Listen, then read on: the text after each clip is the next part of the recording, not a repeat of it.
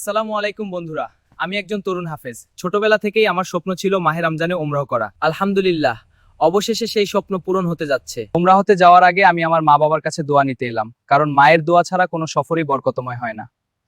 আমি এখন গাড়িতে করে ঢাকার দিকে রওনা দিচ্ছি। আমার গন্তব্য বাংলাদেশের আন্তর্জাতিক বিমানবন্দর। আলহামদুলিল্লাহ, আমি এখন বিমানবন্দরে পৌঁছে গেছি। এখান থেকেই আমার উমরাহ সফরের যাত্রা শুরু। এখন আমি প্লেনে উঠেছি। কিছুক্ষণের মধ্যেই আমরা পবিত্র মক্কার উদ্দেশ্যে রওনা হব। সুবহান আল্লাহ, আকাশ থেকে পৃথিবীকে দেখলে আল্লাহর সৃষ্টি কত সুন্দর লাগে।